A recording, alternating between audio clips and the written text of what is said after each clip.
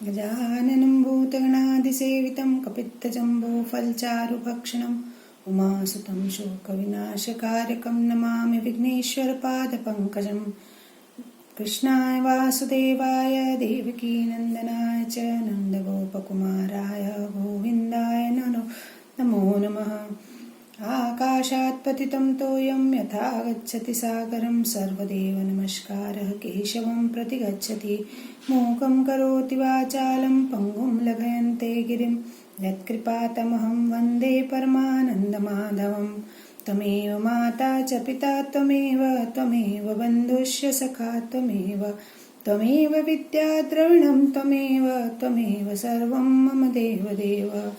वक्रतुण्ड महाकाय सूर्यकोटि समप्रभ निर्विघ्नं कुरु मे देव सर्वकार्येषु सर्वदा। मार्गशीर्ष माह में व्रतों पर्व व त्योहारों के उत्सव होते हैं। मार्गशीर्ष यानी अगहन मास में 4 गुरुवार को महालक्ष्मी की पूजा की जाती है। ब्रह्म मुहूर्त में उठकर महालक्ष्मी का वाहन किया जाता है एवं अन्न लक्ष्मी के रूप में उनकी पूजा की जाती है। मार्गशीर्ष माह कार्तिक माह की तरह बहुत अधिक त्योहारों का माह तो नहीं है, परंतु उस माह में जितने भी व्रत आते हैं वो अमोघ फल देने वाले होते हैं। तो इस बार के एपिसोड में मैं आप लोग को मार्गशीर्ष माह में पड़ने वाले 4 लक्ष्मी पूजा के अतिरिक्त और कौन कौन से प्रमुख व्रत हैं उनके बारे में मैं चर्चा करूंगी। मार्गशीर्ष माह के प्रमुख व्रत और त्योहार हैं भैरव जयंती, जिसको कालाष्टमी के नाम से भी जाना जाता है।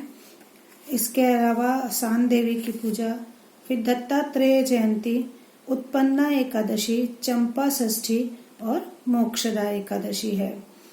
शिव रहस्य के अनुसार मार्गशीर्ष की कृष्णा अष्टमी को भैरव जयंती मनाई जाती है। पुराणों के मत के अनुसार भैरव भगवान शिव के ही दूसरे रूप है। भैरव का वाहन श्वान है, कुत्ता है। भैरव का अर्थ है भयानक और पोषक और भयानक दोनों ही अर्थ होता है भैरव का। इनसे काल भी सहमा रहता है, इसलिए इन्हें काल भैरव भी कहा जाता है। चूंकि शंकर संहार के देवता हैं, इसलिए भैरव को उनका ही प्रतिरूप माना जाता है। यह व्रत कैसे करें? यह व्रत बड़ा ही श्रेष्ठ है, इससे बड़ा फल मिलता है। व्रत का संकल्प करके दिन में काल भैरव एवं शिव शंकर का पूजन करना चाहिए। निकट के भैरव मंदिर अथवा शिवालय में रात्रि जागरण करके घंटा, दुंदुभी, निनाद से कथा, कीर्तन, जप और पाठ करना फलदायक माना गया है। पुराणों का मत है कि भैरव जयंती को गंगा स्नान और पितृ तर्पण श्राद्ध सहित व्रत करने वाला प्राणी वर्ष भर के लिए लौकिक तथा पारलौकिक बाधाओं से मुक्ति पा लेता है। रविवार तथा मंगलवार की अष्टमी अत्यंत महत्वपूर्ण मानी गई है। जिस रविवार और मंगलवार को भैरव अष्टमी पड़े तो अवश्य भैरव जी का पूजन करना चाहिए। भैरव के वाहन श्वान का भी पूजन किया जाता है। श्वान के समूह को दूध, दही, मिठाई, भोजन आदि खिलानी चाहिए। इस संबंध में एक कथा प्रचलित है। एक बार ब्रह्मा तथा विष्णु में इस बात पर विवाद हो गया कि विश्व का कारण तथा परम तत्व कौन है। दोनों अपने को विश्व का नियंता और परम तत्व कहने लगे। जब विवाद बढ़ गया तो इसका निर्णय महर्षियों को सौंप दिया गया।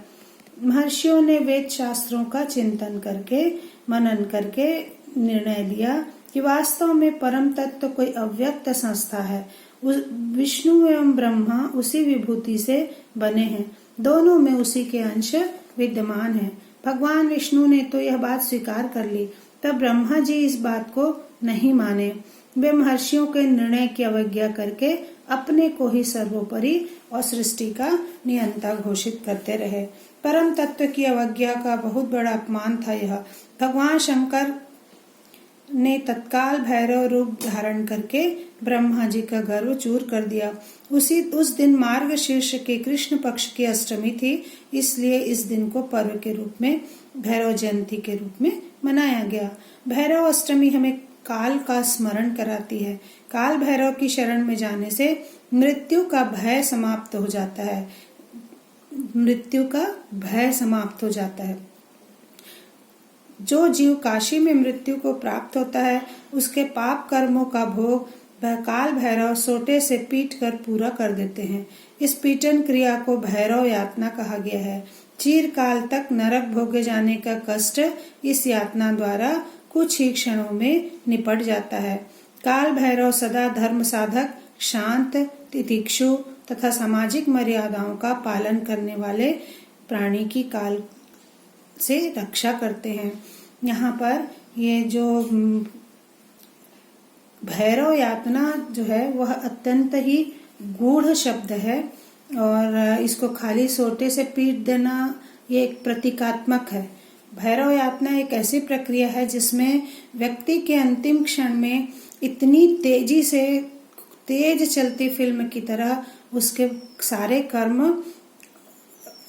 उसके दिमाग में आते हैं और उसको उस कर्मों के फल की जो पीड़ा होती है, दुख भोग होता है, वह भी आते हैं और इस दौरान वह अत्यंत ही यातनामय मानसिक स्थिति से गुजरता है और उसके कारण उसके जो जन्म जन्म के पाप हैं वह उसी क्षण वह उससे मुक्त हो जाता है।